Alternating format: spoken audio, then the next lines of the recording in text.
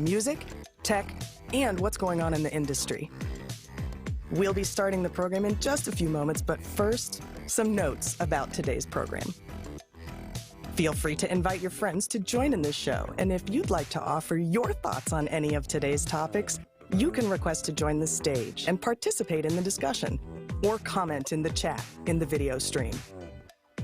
You can find all of today's headlines on our website, musicindustrycity.com. Just head to the latest Music News at Noon post to see all the articles we referenced during today's broadcast. You can also register for free to get unlimited access to all the articles, news, and events in the city. And you may also watch us live on the video stream right from the website or on the Music Industry City YouTube channel. All right, is everybody ready? We begin our countdown right now.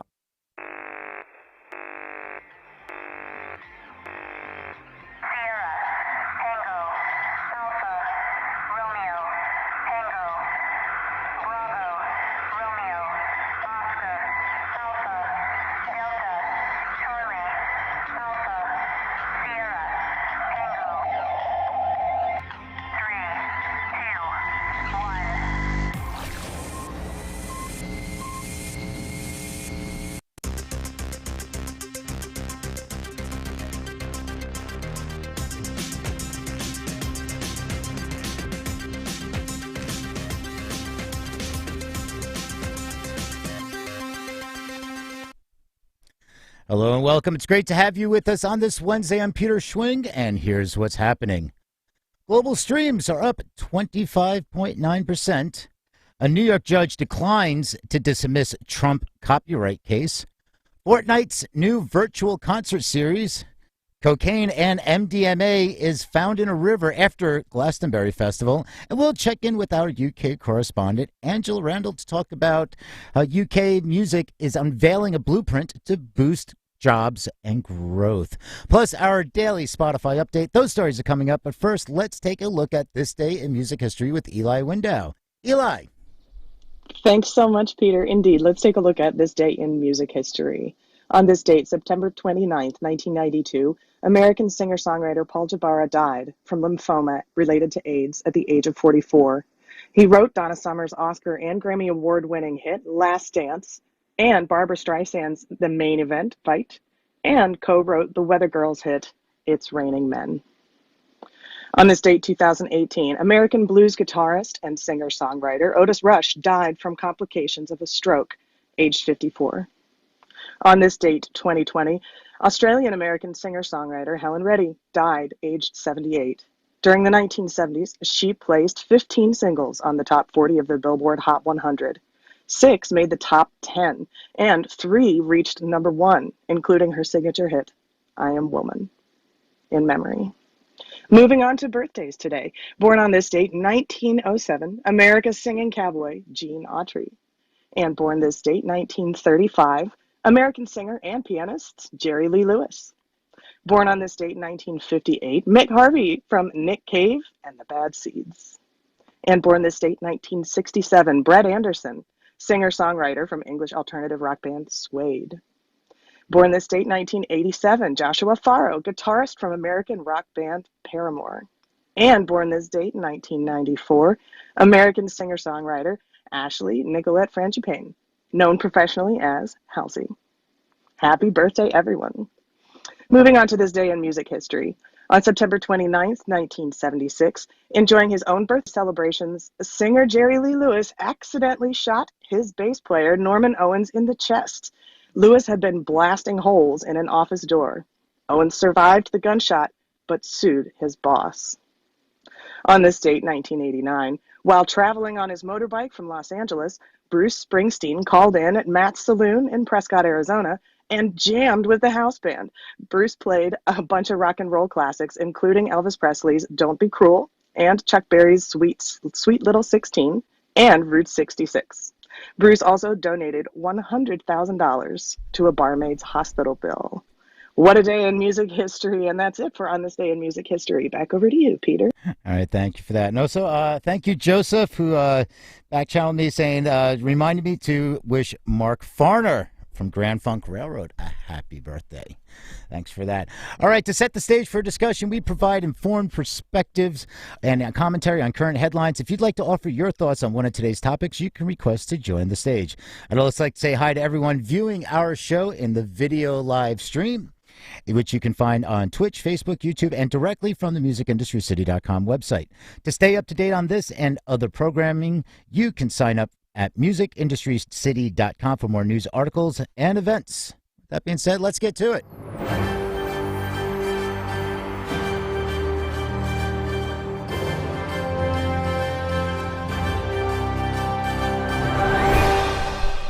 All right, let's start off. So Variety reported that global song streams are up 25.9% this year, says according to an MRC study of worldwide music trends. Some interesting points in this one, and you can find that article, the headline, and you can go to Variety, but there's also links in there that'll take you to some of the other charts that the data is referencing, along with the fact that you can download the report through Billboard. So it's really, you can check out the article and it has all the links there. Global music streaming is up 25.9% year on year so far in 2021, according to the new MRC data assessment of global music trends. From January to August, 1.7 trillion songs were streamed on demand compared to 1.4 trillion in the same period in the previous year. That's one of the findings in the latest of the Global Music and Chart Report, a year in review. The report comes 1 year after Billboard launched two new charts, the weekly Billboard Global 200 and the Global Excluding U.S. chart, which shows the world's top songs outside the U.S. The analysis also looks at why collaborations can be essential to cross-national crossover, ranking which songs have had the most worldwide staying power over the past year and which countries are enjoying the most music growth. The positive news for global song streams in 2021 is offset by bad news for paid music downloads, which no longer contribute to hit records. This year's first half digital music sales were down 14.2% to 250.2 million versus 291 million the previous year. The U.S. accounted for 51% of the 1,300 songs by 800 artists that made either of the two Billboard Global charts in their debut year, but the report points out that significantly less than the publication's flagship list, the Billboard 100, Hot 100. American artists only make about 33% of the global excluded U.S. chart. And according to MRC data, 72% streams came from outside the U.S. this year, with 28% coming from within. It is also important to note that North America still dominates the world's paid music downloads, whatever that's worth these days, as that's a dwindling section. The U.S. accounted for 53% of the global paid digital downloads, with the rest of the world accounting for 47%. All right, let's going on to from Complete Music Update. The title of this one is New York Judge Declines to Dismiss Eddy Grant's Copyright Case Against Donald Trump. A judge in New York has declined to dismiss Eddy Grant's copyright infringement lawsuit against Donald Trump over the use of the former track Electric Avenue in one of the latter campaign video last year. Team Trump claimed that their use of the song was transformative and therefore covered by the fair use principle in U.S. copyright law, but the judge has concluded that the former president is yet to demonstrate that his use of Grant's track was, in fact, fair use. To put this in context, Trump wouldn't need particular permission to play the song if his campaign or the venue hosting the event had a blanket license from ASCAP or BMI. Songs can technically be excluded from those licenses if they are about a political event, but the Trump presidency was ended by the time the artist tried to use that legality. In Grant's case, Electric Avenue was utilized in a Trump campaign video, and collecting societies don't offer blanket licenses for such use. So the campaign needed a custom license, which it didn't get. According to U.S. law, fair use means using copyrighted works without permission, as long as the use is quote unquote fair. A fair use argument would need transformative and comedic use of Electric Avenue, according to Trump's request to dismiss. This is a new and altered purpose from the original song, according to Trump's motion. Quote, a reasonable observer would also regard the campaign video as criticism or commentary, given its obvious comedic or satirical nature. While the fair use idea is murky, those assertions sounded overly optimistic given Trump's use of Electric Avenue in an unprocessed version with no editorial connection to the video footage or Biden speeches. Despite simultaneous audio of President Biden's remarks, the judge wrote that the song is instantly discernible when it begins playing around the 15-second mark of the video.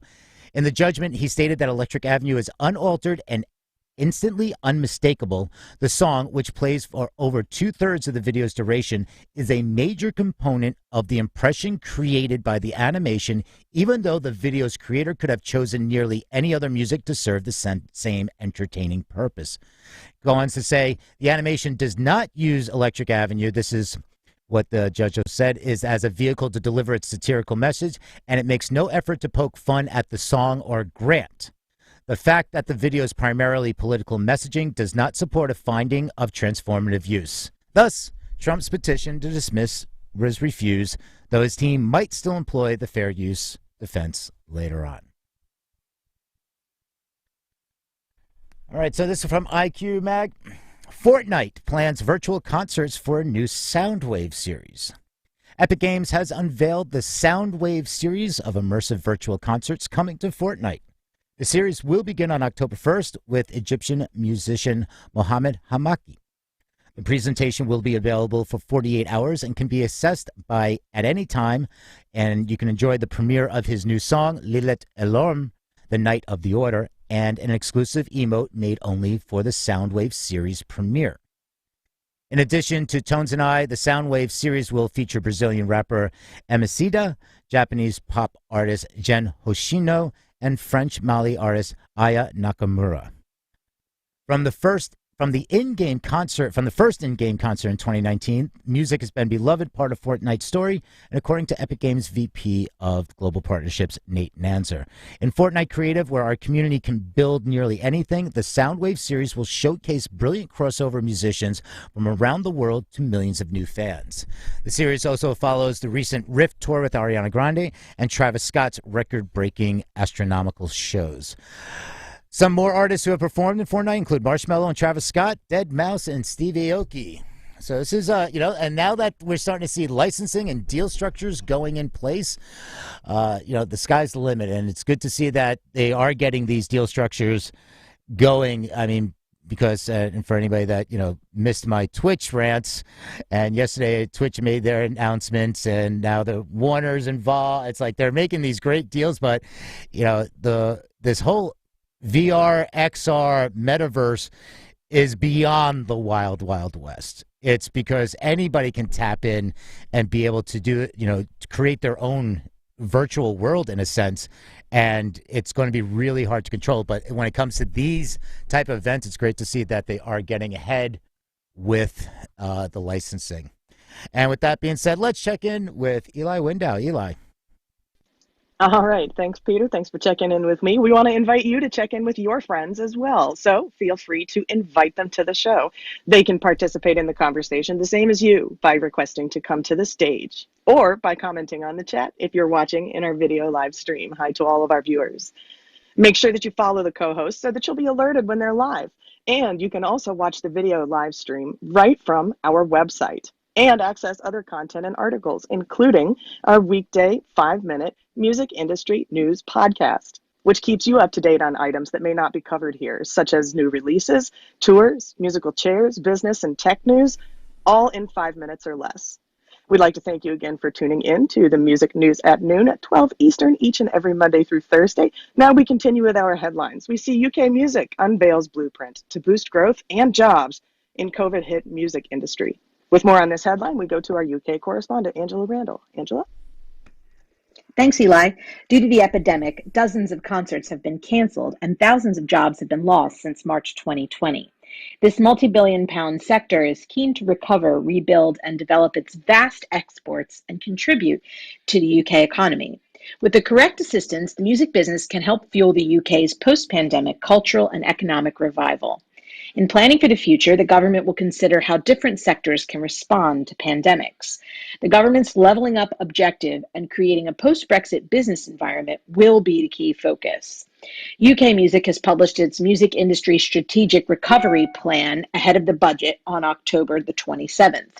This strategy outlines how the music business can help the UK recover. UK Music sets out 3 key principles to ensure that music plays a vital role, as full a role as possible in the post-pandemic recovery. Securing our talent pipeline by providing funds to enable freelancers to recover, creating opportunities through music education, and enabling investment in the next generation of British music success stories. Supporting and incentivizing infrastructure by protecting live events from further pandemic disruptions. Extending the Culture Recovery Fund, the CRF, while the sector recovers. Permanently reduce VAT on hospitality services, and ensuring a boost for touring through fostering investment from within the industry. Encouraging efforts abroad and fostering investment by boosting successful export schemes, including the BPI-administered Music Export Growth Scheme, or MEGS, and the PRS Foundation's International Showcase Fund, the ISF, alongside introducing a package of fiscal incentives to supercharge the industry's export potential, a transitional support package, and establishing a music export office. A lot of these very wordy, this article, but it does have a lot of information, including explaining what their strategy is going forward. We unveil our budget here at the end of October, and it's made public. They release it on the television, and they put it out on the government's website so that you can actually view. There's a lot of transparency with that, but I think this is a step that they're taking to sort of move away from the complaints that being the music industry has been lumped together, obviously for the government's purposes, with sport, and that there's so much to consider, considering these things were so heavily impacted by the pandemic and closures. This seems to be a slight breakaway from that office and establishing its own identity, because basically every facet of the industry has been virtually decimated and are now rebuilding bit at a time. But it's nice to see that they are taking it seriously, and that they're instituting support packages and growth schemes so that the musicians and touring professionals and venue owners and all levels in between will have access to funding, resources, programs that the government is putting aside.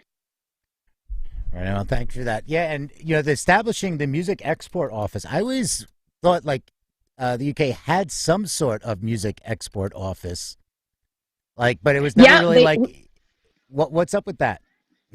We do. It has always sort of existed on a smaller level, but at this stage, because of obviously with Brexit, there needed to be some new things put into place. A bit of that we'll get onto a bit later in the broadcast, but also some other things need to be put into place that is just frankly too much for that original office to handle. A lot of those things were subject to sort of EU regulation and EU established activity, but at this stage, it's timely enough that both the pandemic has caused one set of issues and Brexit another set of issues. So it seems they're doing the right thing and getting everybody to the table and just trying to kill 2 birds with 1 stone, if you'll forgive the expression. Well, you said the magic word Brexit, because I don't know if you also saw there was an announcement. It was a brief announcement, just more of a small press release, just a couple inches of column space, that the musicians union, they were talking about, the government announced that splitter vans can now be used by British musicians touring Europe, which they've been lobbying for. And, it's like, this is something big, because also, visas and travels within Britain to apply cost £7,500 or £10,000 for the band, and then extra musicians, an 8-person crew. So, and these vans can carry, now they're saying that this new announcement means that bands using vans carrying equipment and a maximum of 9 people can move freely around the EU. So, you're talking about then on top of that, is this going to help change anything with the fact that they can only make 3 stops in mainland Europe before they have to return home? Yeah, I mean these splitter vans, you guys, we sort of have them in the U.S. They're kind of, they look kind of like extra large conversion vans, the kind that would sort of deliver goods, not so much that you'd have people riding along in, but over here they're kind of converted into that way. The reason they're called splitters is because the front half has got seats and the back half you can have cargo. So if you can imagine kind of a conversion van sort of stretched out a bit like a stretch van, that's kind of what it is. And a lot of bands, smaller bands, use them now. But it seems with the issue with the sort of large scale trailers, or the lorries that we call them over here, that would be carrying sort of large swaths of equipment and all that. I mean, that'll of course be the next step, but this step is definitely one in the right direction to say, we hear you, we know this is a problem, we know that it's not feasible financially for these bands to be able to do this. So if you are traveling in these sort of smaller splitter vans, they're not considered for part of this regulation. I will mention, though, as an aside, that in the last month and a half to 2 months, since touring has gotten going full swing again here in the UK, I personally know several bands who have been relieved of their equipment. Unfortunately, they've been robbed because they've been using these vans to tour, and as a result, all of their equipment. If they're quite young and they haven't done this in some time, or if they've never done it before, they don't know, as most of us in the industry know, that you sleep on your equipment. As many years as I go back as a tour manager, it either is under you or in your hotel room. You sleep on it. So it looks like some rookie mistakes have been unfortunately made, and some of these bands have lost their equipment because they're using these smaller vehicles and leaving their stuff in them. So word of the wise: if you are touring the UK or Europe with a splitter van, take your stuff inside with you when you go to sleep at night. But it is a step in the direction for these to be used going throughout Europe, and let's just hope we don't see any more theft. Yeah, right on. Thank you for that. Yeah, it's like, loading, especially in cities, always like load out, load in. It's like, make sure you leave someone at the van. Always leave somebody guarding that door that you shut, that back door. Just make sure you shut that every time, and make sure somebody's standing there. So thanks for that. We are going to stick with UK just for one more moment, but this is going to be about a tech startup. So this one is UK startup Voly, that's Voly, to launch financial service focused on music. That's from Music Ally. The startup tackling the challenges around financial management and payments. It's aimed at artists, managers, tours, and production managers and tour accountants, with the aim of bringing all their income and expenditure into one online hub to, quote, take the hard work out of all forms of artist accounting. Yeah, because artist accounting can also be like Hollywood accounting. It can get a little tricky. Voly will charge a monthly subscription for its service and is currently in trials with several UK music industry companies ahead of its launch later this year. If you're wondering what Voly's credentials are for money management, well, its existing business is providing these tools for the world of yachts and private jets. So yes, if you go to their website, the first slider is Yacht and Multi-Asset Financial Management Solution. I mean, it's really important. I can't stress enough, just, for an artist's career, they might not be at this level where you need all these partners and everything, but just to be able to manage your finances, just to understand just a simple spreadsheet. How much more are you paying per gig? Are you paying more per gig than you are taking in? Because you just need to pay attention to that. And I'll tell you one thing, your mindset will change once about buying your friends beers because they showed up at your gig and you comp them anyway and you want to buy them a drink just to say thanks for showing up. So they didn't pay for a ticket. You're buying them a drink. They should be buying you all the drinks and paying a ticket. But once you start running those numbers about how much booze the band drank over what was given to them from the bar compared to what they made, and then the fees, anything with gas fees, any rental fees, anything like that, you're going to start looking at things in a different light. So paying attention to your finances, very, very important. We're going to talk about festivals for a moment here, and this was really interesting. This is you've heard these discussions, about the effects of traveling and festivals on the climate, the environment, things like that. Spotify's even doing something talking about being more climate and environmentally friendly. So this one Talks about Glastonbury Festival. The Glastonbury Festival river contaminated with damaging levels of MDMA and cocaine. The river that passes through the Glastonbury Festival site has dangerous amounts of cocaine and MDMA, and scientists blame festival goers peeing in public. As Welsh researchers from Bangor University examined White Lake River for drugs weeks before, during, and after the 2019 Greenfield Festival. Their study detected evidence of cocaine and MDMA at all sample sites, with MDMA levels 104 times higher downstream than upstream a week after the festival. That's a 40-fold increase in cocaine levels and MDMA levels downstream. Scientists cautioned that the river's MDA content was, quote, unenvironmentally damaging to aquatic life. Scientists say the cocaine levels were found high enough to alter the life cycle of the endangered European eel. The nearby Red Lake River had no substantial variations in drug levels, confirming that the festival had contaminated it. Dan Alberg of Bangor University goes to say illicit drug contamination from public urination happens at every music festival. Due to the festival's proximity to a river, any drugs thrown into the soil are quickly degraded before entering the fragile freshwater habitat. In response to the report, a Glastonbury representative said the festival's organizers have worked hard to discourage festival goers from urinating on the property. Drug and pharmaceutical waste is a major source of, quote, hidden yet potentially devastating pollutants, according to study leader Christian Dunn. He recommends festival goers to use the organizers' provided bathrooms and suggested study into environmentally friendly contaminant treatments like wetlands. So next time you're at a festival, think twice before you pee near the river. Let's talk about another festival. Coachella is suing Carchella. That's right. And that's not car. It has nothing to do with Cars for Kids. Anybody that's in New York knows that one. So Coachella Music Festival is suing a car event named Carchella for its name.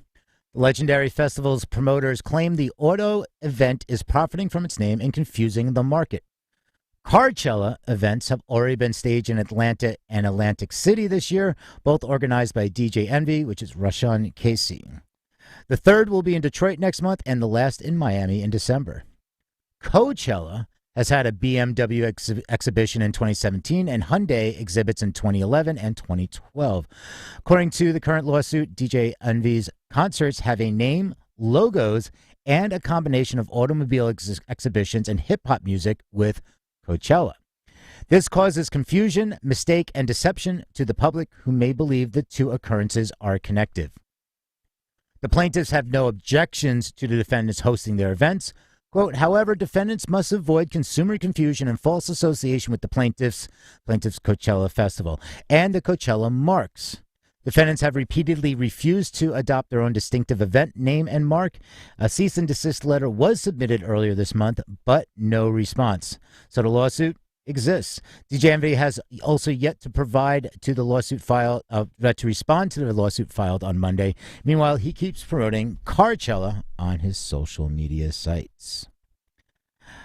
All right, and now it's our favorite time of the show. Big green dot hits the spot.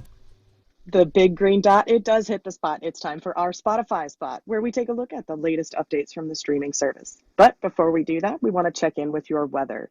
Rainbows are expected in your weather update this week. And remember, they are visions, but only illusions, and rainbows have nothing to hide.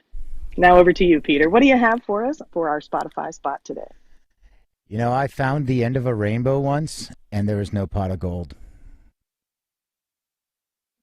That's unfortunately been a lot of folks' experience that anyone who has found a pot of gold, or rather at the end of a rainbow, has said there is no pot of gold there. So, but better luck with 4-leaf clovers, perhaps. Yeah, but, I'm going to sue the rainbow maker because just like, Red Bull promised to give me wings, I never got wings. So, and somebody sued them and made some money on it. So anyway, Spotify taps. Spotify Tap expands the streaming service's hardware ambitions. Spotify makes its own music playing hardware these days. We remember that car thing. What was the name of that car thing? What was it called? Oh, yeah, it was called the car thing. But actually, its strategy remains as much about partnerships with established gadget makers. Its latest initiative there is called Spotify Tap. a feature that's being introduced in headphones from companies including Samsung, Bose, Microsoft, Skullcandy, and Jabra. For listeners, it's simple. They can pop their headphones on or earphones in and then tap on them to start playing whatever they were last listening to on Spotify. And since I pulled this from Music Ally and, of course, Stuart Dredge, there's some great snark there. He taking this line. He says, "Call us cynics, but we'll bet it won't be available on Apple's iPods anytime soon." Also, on a lighter note, Spotify has teamed up with Tinder to launch a date-night playlist generator site. Yes, this thing exists. Yes, go to musicindustrycity.com, click on today's article, the link, the post for today's music industry news at noon. There's a headline in there. You can click that. That'll take you to the Music Ally. Scroll down. Yeah, I know it's another click. But you got to get to the article and then go down because there's the date-night playlist generator, a link to the site there, and it's a completely separate standalone site. It all asks all these questions like, what is romance to you, and it's multiple choice, and then they create a makeout playlist for you or something. So that's going to be it for the main reads. I do have something more of a thought piece, and I'm just going to go through this one before. So if anybody has, wants to offer some commentary, feel free to join the stage at any point, and especially during this one. This is an article that was in Insider. It was by Callie Algram, and the title of it's called "How Much Money I Spent in 3 Days at Gov Ball Music Festival." So I'm just going to paraphrase, pull out a couple points here. She was saying she attended Gov Ball, for 3 days. In the 3 days, she spent $105.60 at the festival itself, plus $8.25 on transportation. That's on top of the $319 price tag for general admission. So, plus service fees. So, yes, we know festivals can be expensive. But I just wanted to break this down, and if anybody has other festival experiences, like what they're charging at other ones, definitely jump in. So on Friday, she took the subway, and it was $2.75. She ordered a chicken nuggets with truffle fries, which included a 15% tip for $20.70. Beer, $16.20, including a 15% tip, and $5 on water. She didn't have to pay for the subway home because due to the overcrowding, they just opened up the turnstiles and said, "Get out of here." On Saturday, she spent a little less. She spent $34.95 because she had a Roberta's bee sting topped with sopressata, chili flakes, and honey, and that was $20.70 for this pizza. And then later, she spent $11.50 on some cheese fries. But, something that Roberta's pizza, if you ever had the bee sting, worth it. Just saying. Sunday, she spent $34.25 on a chicken sandwich, some sides for $17.70. $13.80 got her some mozzarella sticks, which totals $424.60 with the ticket. Now, this isn't, maybe this is your average festival goer, but I mean, only one beer. Doesn't seem like she had drinks with any of her meals. So maybe it's just like the water fountain or something. Don't know. But, think about this, $16.20 for a beer. And, for how many, 3 days, 10 beers, spending a good amount on beer. So this seems a little light to me. And maybe that's just my lifestyle when I go to festivals. But I know somebody just joined us that knows a lot about festivals. Joseph, great to see you again. I just threw this out. It's just more of a thought piece, just hoping for discussion. So, what do you want to talk about on here? VIP, bottle service. A bottle of Grey Goose that would probably cost you around $80, somewhere between $60 and $80, is now at a VIP, your VIP table, and depending on the package that you choose, it could be anywhere from 2 people to 4 to up to 10. That it varies. It varies in prices. It can go that bottle of Grey Goose can go up to about $1,000, and just in the matter of just 2 people and a table with a view from off stage right, off stage left, wherever it is, the VIP section, and the view is awful. The view is absolutely awful. And you have overpaid for a bottle of Grey Goose, and you get some mixers with it. Cranberry juice, orange juice, apple juice, whatever you choose, grapefruit juice, blah, blah, blah, whatever they are offering comes with that. And you get a nice big bucket of liquid ice. And yeah, and you get your 2 tickets, and that's pretty much it. So it can vary from 1,000 to 10,000 to 20,000, $30,000, depending on the level of Santa Claus you want to play with your friends. Or what we see is what we do see is we see a bunch of friends that will turn around and they'll go, yeah, okay, let's get, we can do 10 people. Everybody put in $1,000. It's good for the whole weekend. And we get a table for one of those weekends. Sure, let's do it. We'll get the table. We'll try and get the table for the night of our favorite headliner that's playing, and we'll run with it from there. And then they get to their table, and you have everybody who's also in the VIP section that they may fall into a table where they're behind somebody who is extremely tall. Then you have people standing on the furniture, the rented furniture, of course, that's overpriced, and just trying to see the show. And then you kind of find out that they weren't too thrilled with their seating arrangements of where they were. That's something I'd like to add into the festival goers world. Another thing I'd like to really add into, and this is very, very important, and I'm not going to state festival who and which ones they are, but there has been reports that 3-day festivals that have been going on, they are testing the first 2 days. They're checking tests, they're checking vaccination cards, but then on the third day, they're just figuring, quote unquote, figuring that all the people that showed up for Friday and Saturday are the same people that are showing up for Sunday. So they're not issuing to check vaccination cards or temperatures or anything like that. If anybody is actually seeing that, I would highly report it. That's not acceptable, especially in these times. And if you're doing a festival, they should be checking all those credentials every single day of that festival. There shouldn't be an extra day or a day just because the first 2 days, they were obeying the requirements. They should be letting loose on the third day. It's not acceptable. Yeah, 150,000 people day 1, 150,000 people day 2, 150,000 people day 3. It's, that's still 150,000 people per day. And again, it doesn't make any difference.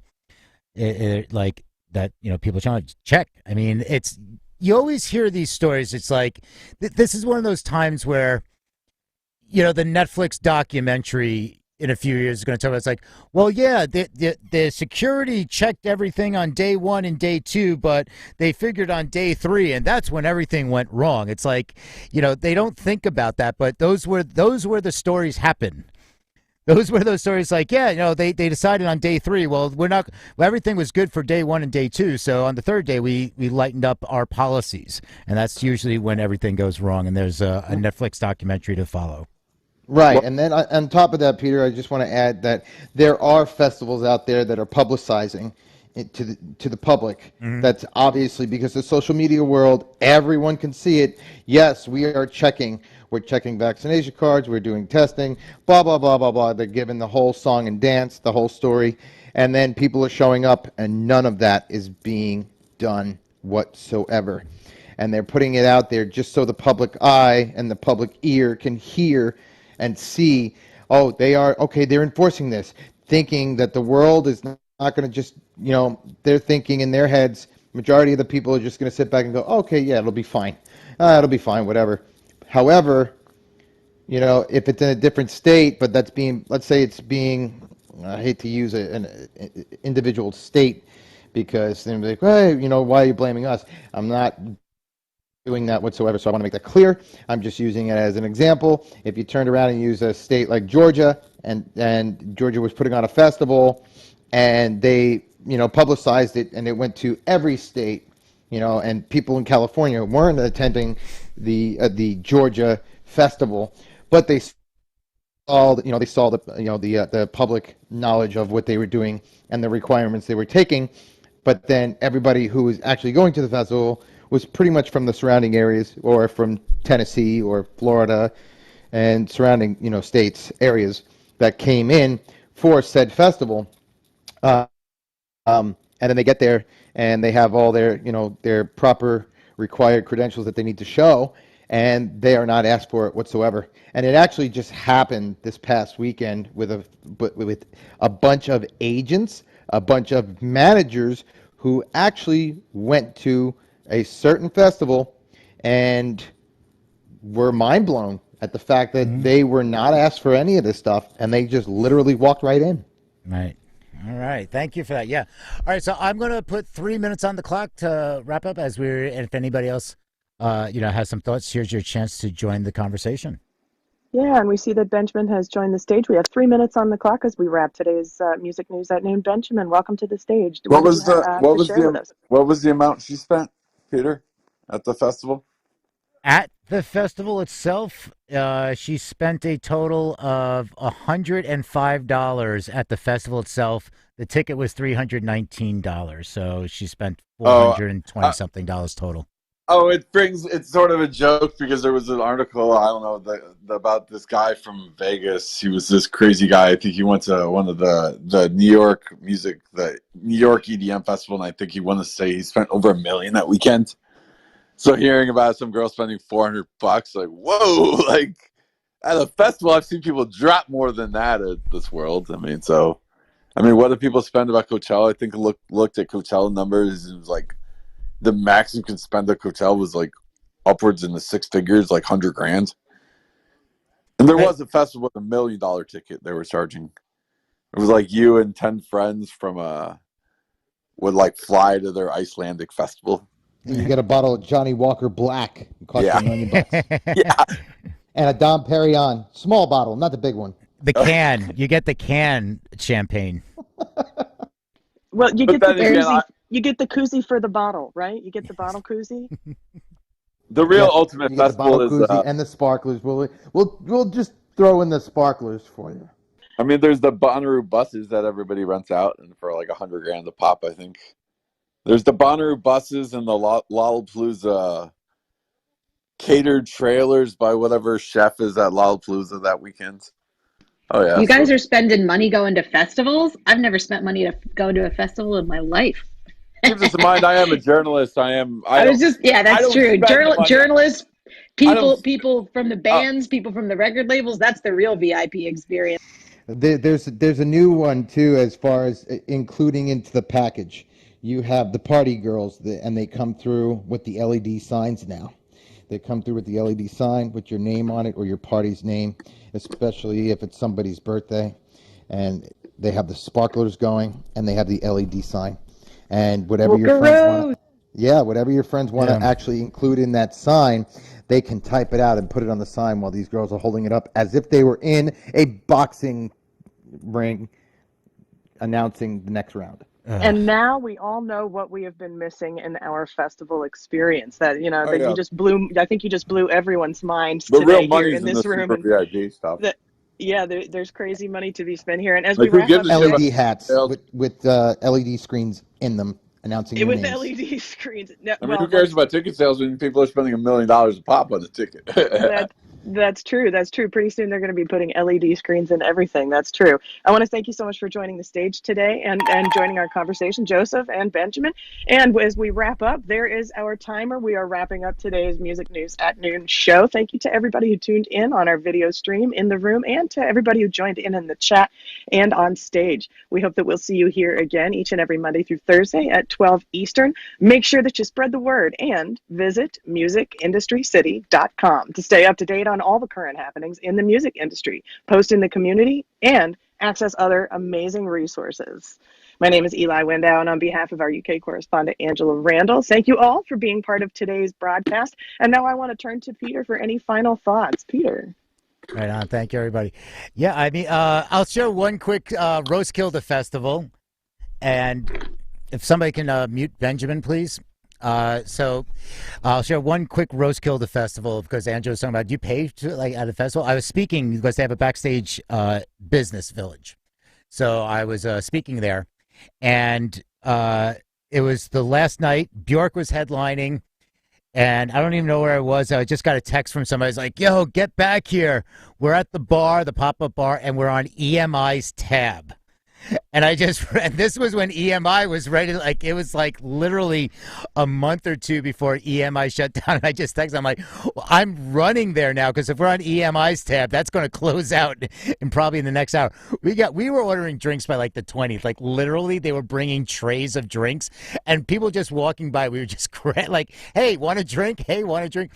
And I was with the editor-in-chief for GAFA magazine out of Norway, and he's like, I have to write an article for tomorrow's news. I gotta cover Bjork's set. Do you want to go out to the main stage? So I'm like, yeah, sure.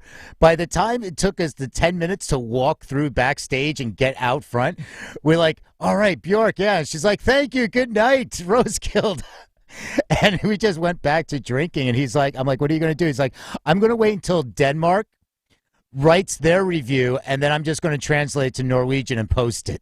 So that's what happens when you drink on EMI's tab at Roskilde Festival. And with that, thank you, everybody, for a great day.